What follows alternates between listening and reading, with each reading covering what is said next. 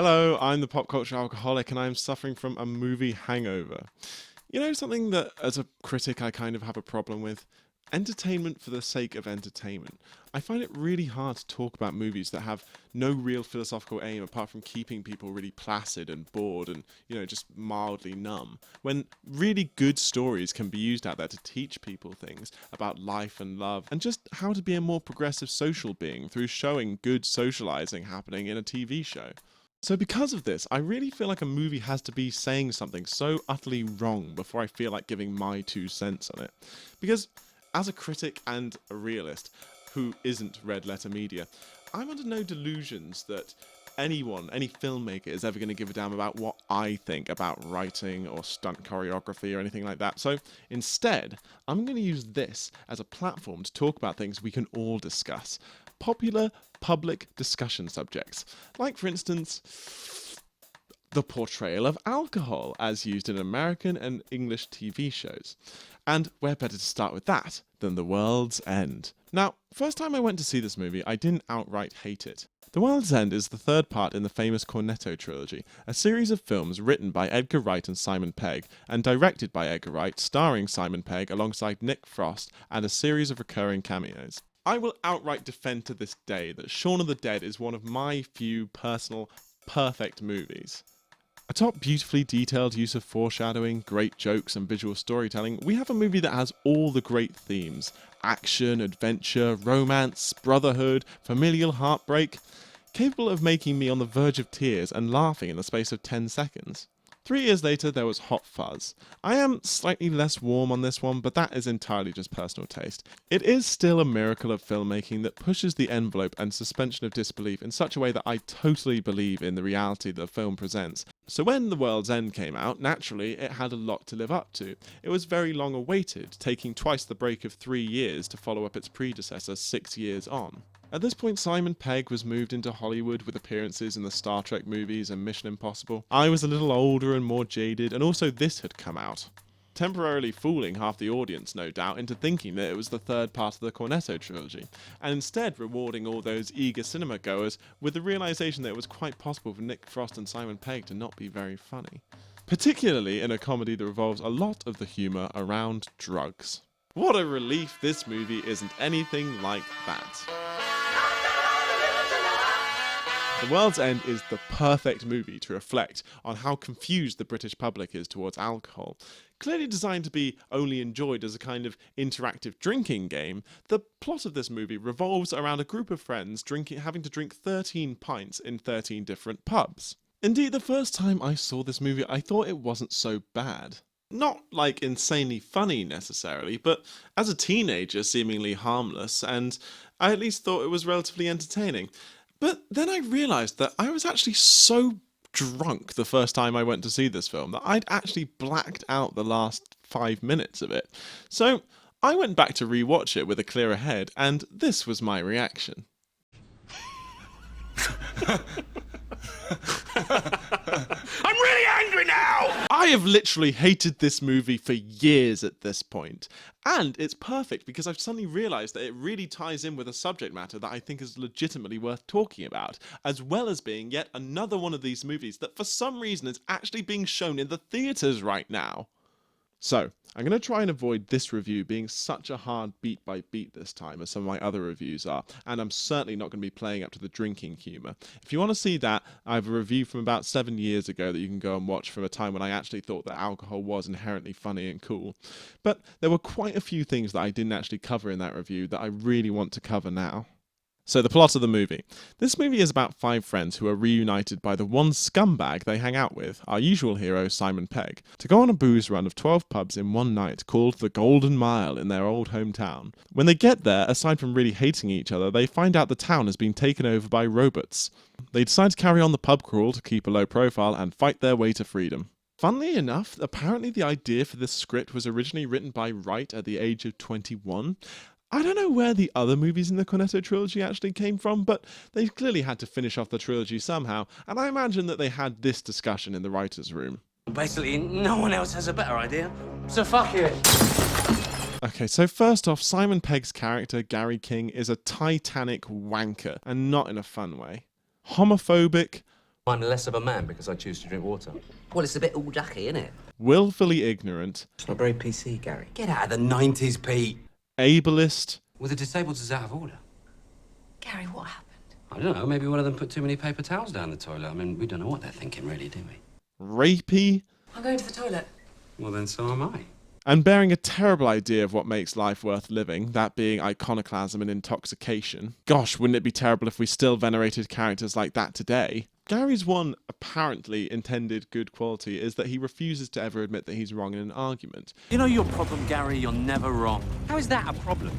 Just romanticizing being forcefully unpleasant to somebody, because supposedly we all agree that it's much better to be assertive and stubborn about your opinion than it is actually to be nuanced and actually listen to what other people have to say. And this just really goes some way to reinforce the idea that people would much rather have somebody who was confident and ignorant about their opinions rather than somebody who has a diverse range of opinions but has to admit that they can't be certain about things. You just know that if Gary King were a character in the modern day, he would be an anti-masker. You know? And it wouldn't be so bad if it weren't for the fact that the movie spends so long on this guy, really wanting us to root for him, to be sympathetic for him, and to be happy for how the story ends with him. I mean, the only reason he even discovers the robots in the town is because he picks a fight with a stranger in the pub toilets. The film clearly wants us to think he is funny, or funnily unfunny, or at the very least sympathetic, when he drives his friends around on coke, steals £600 from them at the very beginning of the movie, and then convinces them to come out for the plot of the film by lying that his mother has died. That's so ugly, man. Truth hurts. That's Yeah. that's Fortunately, as soon as this last lie actually comes to the surface, the plot of the movie suddenly starts happening, and they just forget about it for the rest of the film. You know, I'm all for morally nuanced characters, but this guy is just horrible and incorrigible, and the movie wants us to be happy to spend so much time with him, when all in all, I'd far sooner see this guy in prison than have a drink with him. And much like in the series Cuckoo, the writer thinks that he can make the audience do a complete turn and care about this character when they did such a good job of making him awful just because the characters do. I can't help feeling sorry for him. There. Ow! It's Gary. Honestly, I can't even be asked to show you any other examples of this being done in any other movies to show just how done this joke is. The other problem is I find this movie chronically unfunny. Where the other films had endlessly recurring, subtly dropped jokes that developed every time they came up, this movie swaps that out for bad catchphrases that barely change. Gary, WTF. WTF, Gary. WTF. What the fuck does WTF mean? What the fuck? Oh, This humour that wouldn't even be funny if it were in an improvised podcast. Is it a door? I mean, it doesn't have a lintel, and it's glass. So is it a window, or is it a door? Maybe it's a window. And most heinous of all, 5 reaction shots in the first 10 minutes. One of those being this one long uninterrupted string of people recognising how unfunny the jokes in the script are. Roadshow!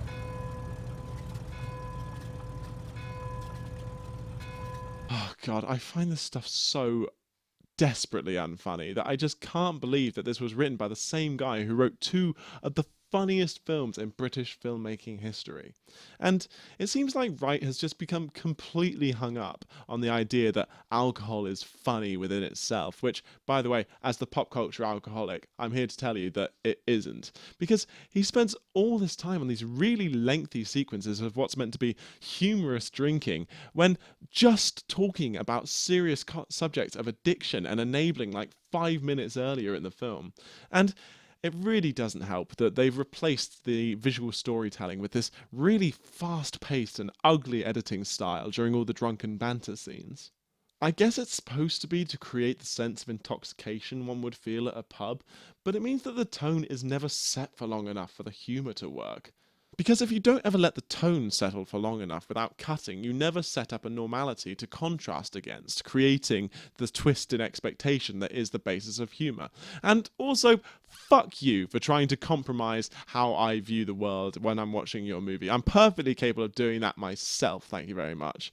Then again, it could just be something to do with the fact that I get so angry every time I watch this film that I actually can't see straight. What's more, like I said, the previous movies have a true sense of reality. I believe in the characters and their reactions to the extreme situations they find themselves in. In this movie, the atmosphere is so absurd that I just don't believe in it for a single moment, so I'm never immersed. You okay, Sam? I need a cigarette. What did you say, Sam? Oh yeah, no, I totally believed that in that reality. I could totally see why a person would think that nothing was wrong if this was happening in front of them and would think that everything was normal. You know, unless they happen to have ever met another human being in their goddamn lives. And the other thing about the other movies is that I really feel like they had really good, well-defined characters. I feel like just from one watch of those films, from the brief time that we get to spend with the side characters, I know them so well. I mean, if somebody came up to me and asked me to write a screenplay about David and Diane from Shaun of the Dead, or the Andys from Hot Fuzz, I would have absolutely no problem whatsoever, because it's like I know these very real characters. Then you have these three dudes. I know none of them by name, they have no distinct character traits, and this is clearly shown in how easily and without thought they get killed off in the movie. And yeah, before you feel the need to tell me about it, I do know that in this film, each name of the pub that they go to is a metaphor for the events that take place in the plot there. I do know this. I also know that the opening sequence is a beat-for-beat, play-by-play of the events that take place in the film. Do you know why I know it? Because it's fucking obvious. I mean, why would that even really seem that clever? Because considering that it seems to be the one thing that everybody cites in every Wikipedia article and Amazon review and trivia page as to why this movie is so clever and deep, apparently. Because they did it in the first movie and so much better. Equally well documented and abused as a piece of evidence to demonstrate somebody's intellectual capacity by citing this incredibly subtle quality to a movie whilst at a party or something, which is really ridiculous because anybody who's been online more than once can tell you these things about these films. Shaun of the Dead opens with a well-documented piece of really good visual storytelling. No dialogue, just character. Then, in a speech a little bit later on in the film that could easily slip the audience by, Nick Frost summarises the plot of the whole film in a series of humorous double entendres. And then in this film, we get to be oh so clever again by telling the visual storytelling to go to hell, because we're opening this movie with a lengthy piece of narration, which is the exact opposite of visual storytelling and the opposite of subtlety. In the opening of this movie, we see Gary King in rehab, clearly going mildly insane. We're gonna have a good time. And we see that all his old friends are stuck in these dull, grey office jobs. Ugh, obviously the worst life you could ever have, especially compared to Gary's. Thing is, this attitude towards working life worked pretty well in Shaun of the Dead, as a great metaphor for this grey drudgery and cognitive dissonance dominating London, making people feel like mindless zombies, possibly a more prevalent attitude in the pre-crash noughties when more people could afford not to worry about money.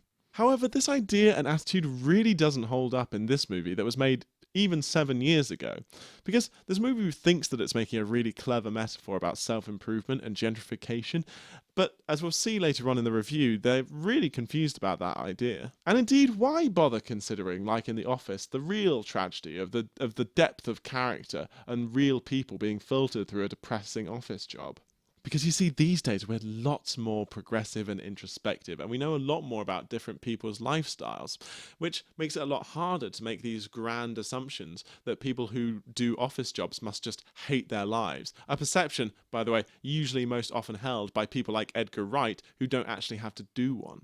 Of course, these key people couldn't have rich home lives and a deeper personality than their jobs. What they really need is some abusive, bitter, suicidal alcoholic to come along and bust them out of that grey drudgery and bring life and colour back into their reality. I mean, it doesn't even really matter because we never get a chance to know any of these characters. Like I said, they're all just cardboard cutouts. Even Nick Frost, who's showing this like legendary range by just playing the exact opposite character to the character that he played in the other two movies, doesn't really ever get any character traits at all, aside from the fact that his wife is leaving him. That's like all the personality he gets. I mean, there's that and the fact that the character doesn't drink, but that doesn't hold up, because that's apparently something that we're supposed to find funny and, like, worthy of celebrating, despite the fact that it could also be read as a scene in which an ex-alcoholic is having a complete breakdown. Hooray! But then, of course, there's no time for character development because we have to keep the audience topped up with all these amazing Christmas cracker jokes.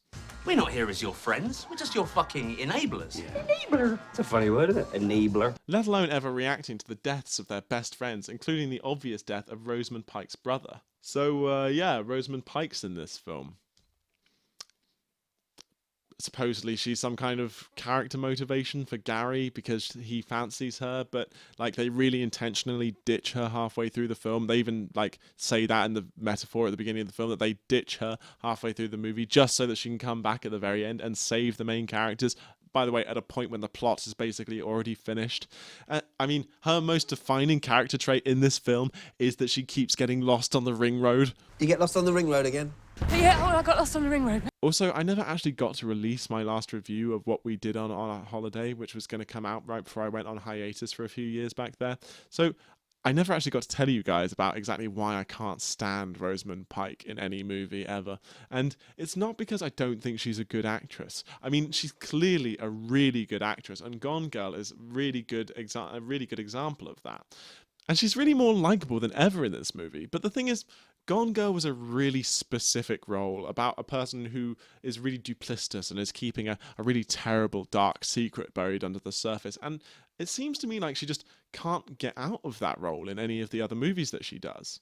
No line she ever does ever sounds like it's meant to be delivered with sincerity. Andy, wow. Every time her characters smile, it looks like she's trying not to throw up in her mouth. So like I said, the plot of this film takes a real backseat when the robots show up. The characters go from pub to pub, there's a little talk about the plans of the robot race to assimilate and perfect humanity. I mean, it's really obviously trying to be a metaphor for a world fixated on self-improvement, but it doesn't matter in the end because even the aliens themselves finish the movie with the line, "Yeah. Fuck it." and yeah, I don't want to sound like a prude or anything, but there's actually quite a lot of swearing in this film in the place of actual fucking comedy. In the original, it was funny because it was a contrast. Oh, give us a fucking break! Whereas in this film, it's just an excuse for dialogue. Otherwise, the whole thing's fucked. I'd say it was fairly fucked already. Oh, fuck off, you big lamb. Motherfucker! So Martin Freeman gets turned into a robot. This guy dies with almost no remorse, with a character arc so pitiful I don't even want to talk about it right now. A romance story pops up in the middle of the film as if we're meant to care. There's this one nice sequence. Show me the way to the next whiskey bar. Also, David Bradley turns up to deliver the one funny joke in the movie. Once they get your DNA, they've got you. Saliva on the rim of a glass. Why do you think I drink with this crazy straw? Not so crazy now, is it? It's just another one of these movies that manages to, like, bamboozle you into not understanding why it's such a moronic setup. Because the robots clearly from the beginning had this intent to, like, kill the main characters. But they keep deciding to do that by going one-to-one with them in a fist fight, instead of, say, for example, I don't know, poisoning their alcohol. And this also is compromised yet further by the fact that there's no real conflict going on in any of the scenes, because despite the fact that the characters are getting more and more wasted as the movie goes along, nothing really ever arises as a proper conflict to stop them from moving from scene to scene, apart from the odd tiny fist fight. And they just bumble their way through the entire plot. There's no weight, there's no fear. I mean, there's no feeling like there's an actual threat going on, not only because we don't care about the characters, but because they seem to be indestructible. Finally, the characters find a way to get out of town, but Gary refuses to leave, desperate to finish the Golden Mile, going just completely insane, evidently, because he's putting all of his friends' lives in danger, and actually, at least to be fair, making the plot of the movie matter for the first time since the movie actually started. They get to the final pub, and this time Nick Frost just loses it. You were Gary King! Gary fucking King! I would have followed you to the end! Why? He's a dick. So Nick Frost discovers that Gary King has actually been in rehab this entire time and has also attempted suicide due to his addiction. They told me when to go to bed! How can you tell when you're drunk if you're never sober? I mean, the movie takes this, like, really serious turn in the last minute, and it's, like, actually looks like it's going to talk about something important, but then everything turns to shit. Nick Frost begs him to try sobering up, and Gary tragically just cannot take it on board. He has totally gone beyond reason. And then they're confronted with the actual aliens. And here, the tone of the movie takes a massive 180. Who the fuck are you to come down here and tell us what to do? Who put you in charge, huh? Who are you to criticise anyone? No, you might think Gary is a bit of a cock. And he is a bit of a cock. Saying we're a bunch of fuck-ups. Hey! It is our basic human right to be fuck-ups! That makes me proud. And me. Because we are more belligerent, more stubborn, and more idiotic than you could possibly imagine. We want to be free! Yeah. We want to be free to do what we want to do! Yeah. We want to get loaded! Yeah. And we want to have a good time! So 1 second we're being shown that our main character is like really suicidally depressed, the real world of addiction, dependency, suicide, incapacity for personal freedom, and we're right there with them emotionally. And then the next second we're meant to want him to speak on behalf of the human race like some ambassador, like he's Doctor Who. And isn't it funny that they're drunk? Booze is so funny, suicidally funny even. And the movie just reverts from this idea that alcohol, it suddenly reverts to this idea that alcohol is like an expression of freedom, when in fact, alcohol is much more often an expression of dependency. And once this cork has been pulled, the movie just gets worse and worse so fast. The aliens leave Earth, but they send out some kind of EMP. The guys escape in time to watch the town burn, and the movie could just really happily end here, you know? It could just finish with this mournful, introspective moment where nothing's really sure and it's a bit contemplative, that would be really good. But then the movie just keeps going. Nick Frost comes in to fill the void of character with even more insulting narration. So apparently the world has ended now? And despite the fact that this apparently means that no one on Earth could remember how to generate electricity anymore, or rebuild a motor engine, or even how to keep a house clean in a fire that wasn't in an oil drum. God, this movie's so stupid. Rosamund Pike got together with this dude off-screen, same for Frost and his wife. And society has accepted the leftover robots into their world. Finally, Gary King has now sobered up and spends his time hanging around with a bunch of robots. The things that he's been literally murdering for the entire film so far. And apparently he likes to go into pubs where robots aren't allowed with a sword and supposedly killing people for not liking blacks. Again, the thing that he has been doing for this entire movie so far. God, what a waste of film this was. Apparently some people think that this film is deep. The only way in which this movie is profound is in its total confusion of what it's actually trying to say, because it spends the whole runtime just glorifying and romanticizing and laughing at alcohol. Ha ha ha, it's so funny. But then it also thinks that it can just turn around and try and deliver a really serious message about addiction and how we shouldn't take the subject of alcohol too lightly. And it's a really perfect summary of how most all TV programs and movies do the same thing really often, all the time. Because, look at me. I'm not here to condemn drinking. I would be a hypocrite if I were. And you know what? I can't stand people who do. Take, for example, Buffy, that has such a really hard and fast no alcohol rule. They won't even let a poor girl who has just been dumped have one night of drunken fun, which I would argue is easily one of the best times for getting drunk. But then in the same episode, they turn around and make a joke about how funny Giles' drinking is. It's all right. I have more scotch. Oh, I want to be a funny drinker just like him. Or take The Umbrella Academy, which takes a whole series to show in a very compelling and inspiring fashion the benefits of overcoming drug addiction, if only to access skills compromised by intoxication.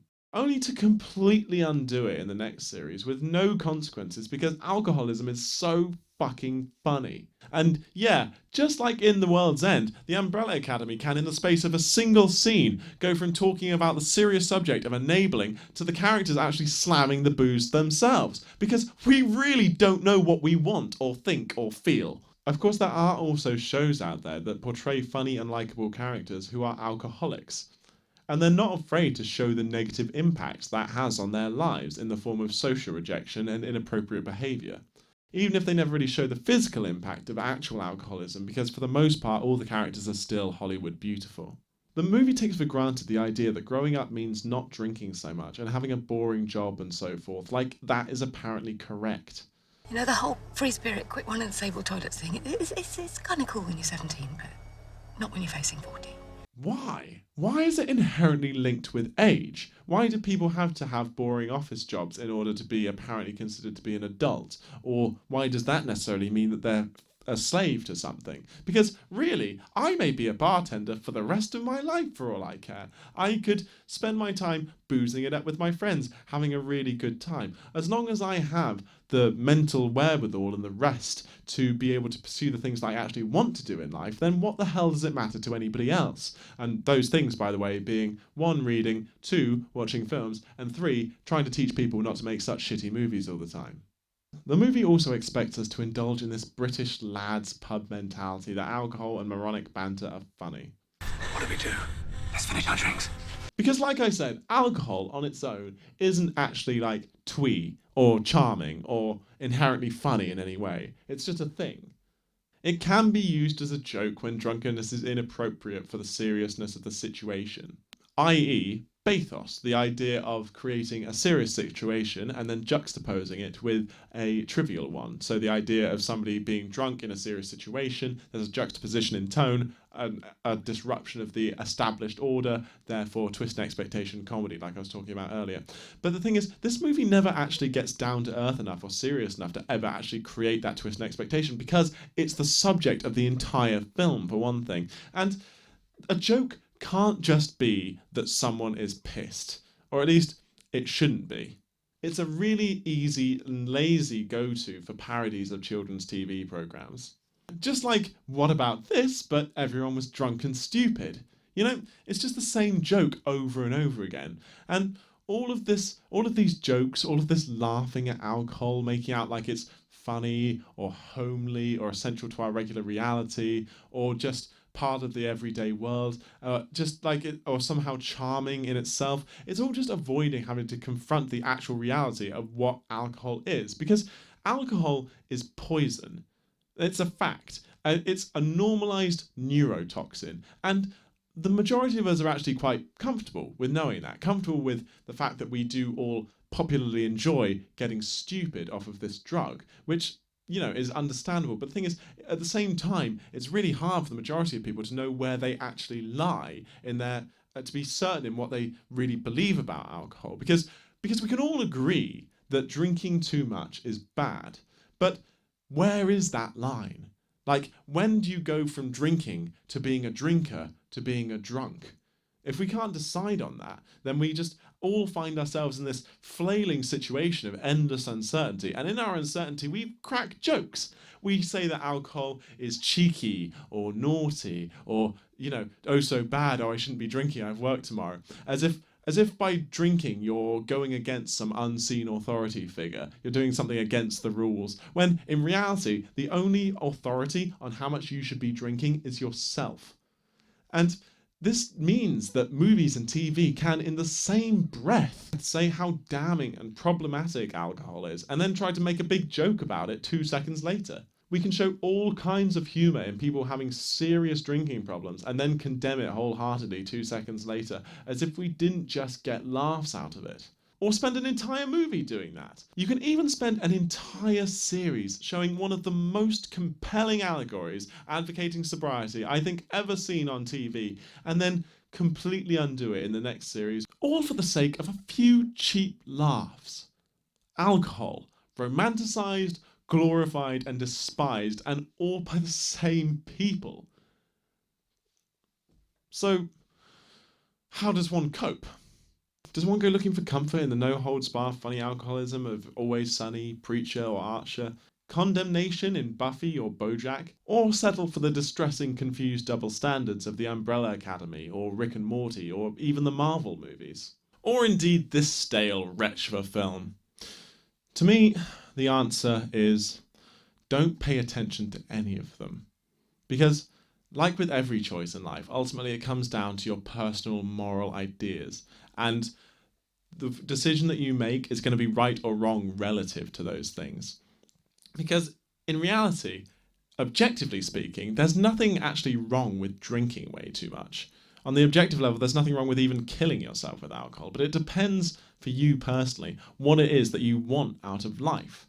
I mean, if you want to be an athlete or you want to go to space, it's probably not the best idea. Similarly, it might just be that you don't want to be tired all the time, or you want to lead an active social life. But for me, personally, I think in my life I seek out wisdom and clarity. But more importantly, what I think everybody wants from their lives is freedom and stable happiness. And neither of those things are possible underneath dependency. Because so long as I can't go without a drink, or I can't say no to a drink, I submit my rationality. I give it up in the name of want. And this happens small scale all the time. I mean, we all know the hypocrisy that people experience all the time when you wake up hungover and you say, oh, I'm never going to drink again. And the next thing you know, you're going to be drinking again before too long. And it's the same with every diet. As soon as it gets difficult, you end up giving up on it because you haven't decided really what your long-term goal is. You don't know what the concrete idea that's closest to your objective values in life is. And furthermore, I cannot rely on happiness at all, because so long as I'm dependent on something that fortune can so easily take away, I'm left completely vulnerable to despair, because I could easily be without alcohol. And what do I do then? And also, I do think that alcohol undermines my capacity to be creative in how I choose to spend my time. I think it's too easy to choose to drink when it comes to choosing how to spend an evening. Because when not drinking is in itself an achievement, one of the best ways to pass time without drinking is thinking of ways to pass time without drinking. So, how do I take this on board, given the fact that I do like alcohol? I appreciate some of the benefits that it can have for people. I appreciate how it can ease social interaction, and I appreciate how, in moderation, it can enhance appreciation of art and enhance creativity and enhance the joy that you find in philosophical concepts. How do I factor all of that into my ethos when I still would do anything to avoid losing my rationality and becoming dependent on things, especially considering that popular society can't seem to make up its mind about alcohol, let alone the individual?